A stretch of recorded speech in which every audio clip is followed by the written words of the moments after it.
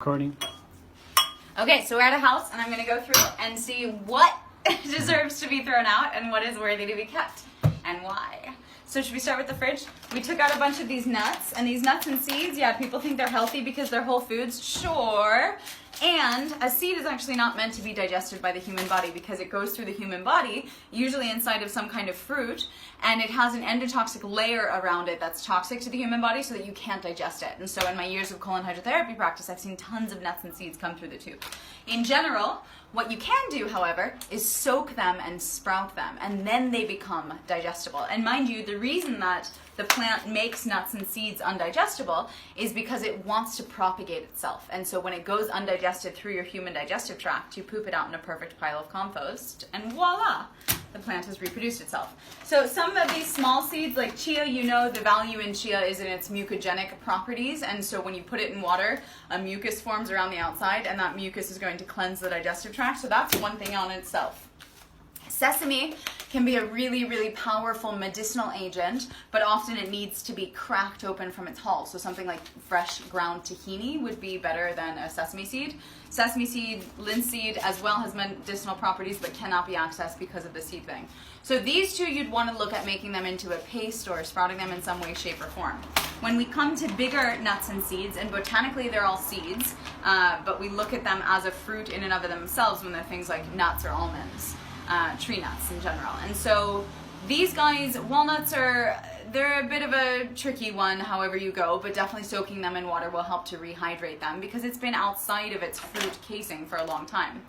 Sunflower seeds you can sprout. They have to be raw, along with pumpkin seeds and many other ones. Just soak them in water. Lentils are a really good one as well. And then they will start growing little tails, or they'll just be softer. How long you sprout them? You sprout them for, everything is different, so just Google sunflower seed sprouting and it will tell you exactly how to do it, but it's super simple and you just soak it in water. So let's go through here.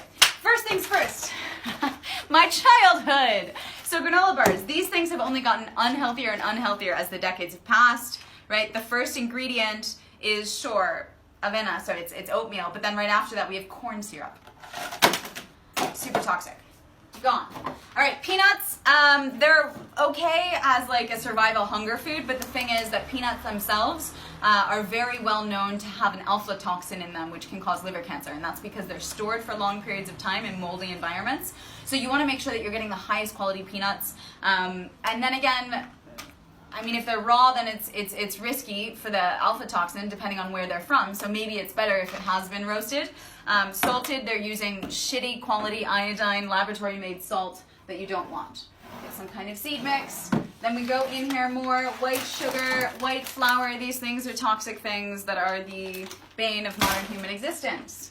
Of course, the first thing would be to replace them with whole foods, but whatever. Then we have here couscous, which is flour. We have rice, which is wonderful for a transition food, so keep that for a transition food. Later on, as you're more through a cleansing diet, you're not going to want that. Sea salt, okay, use in small amounts. Then we have all these canned things. When you have a can, you have benzenate, a chemical inside of the can that seeps into the food the longer you have it. And of course, anything that's not made from plants, from the earth, is going to create havoc in the body. And this is also tuna, which tuna is one of the more toxic fish in the sea. Because it's so big, it collects a lot of toxicity from human pollution that has been put into the ocean.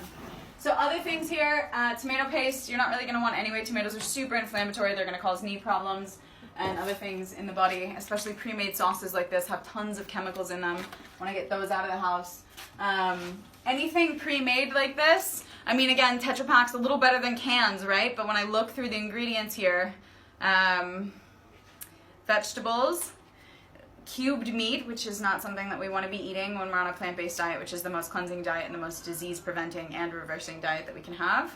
And we want to eat whole foods, and this is just not whole food. It's like not really food anymore. It's like you're eating something that's made for a machine, right? Okay, so from there, we have herbs, which is great. Soy sauce is super toxic. It's not real anymore. You want to get really high quality tamari is what you want. Coffee, I'll presume that's for other people. Drinking chocolate, is that what this is? Interesting. If it doesn't have milk in it and it doesn't already have sugar, it could be okay. Clipper's a decent brand, but you can look through those ingredients later. Anything like this, you're gonna wanna get rid of. Condensed milk, definitely wanna get rid of, super toxic. And then when we look at the oils in the house, we want to get rid of any kind of high processed oil. Like this is a sunflower oil, and you can see how processed it is through the color and how suave, how thin it is. Olive oil, wonderful, but not to be cooked. So for cooking, you're gonna look for denser oils like mustard seed oil or coconut oil or even avocado oil. I think we're good. I don't know. I would go for a honey that is raw and is real, not something that's been made in a big manufacturing unit, because that will have the bees fed white sugar, and then they're producing like white sugar honey, which isn't nice. These cereal guys, look at those ingredients. Oof. Endless ingredients, tons of sugar, lots of processed food. And it's like, you think you're starting your day right, but are you? All right, we can stop there.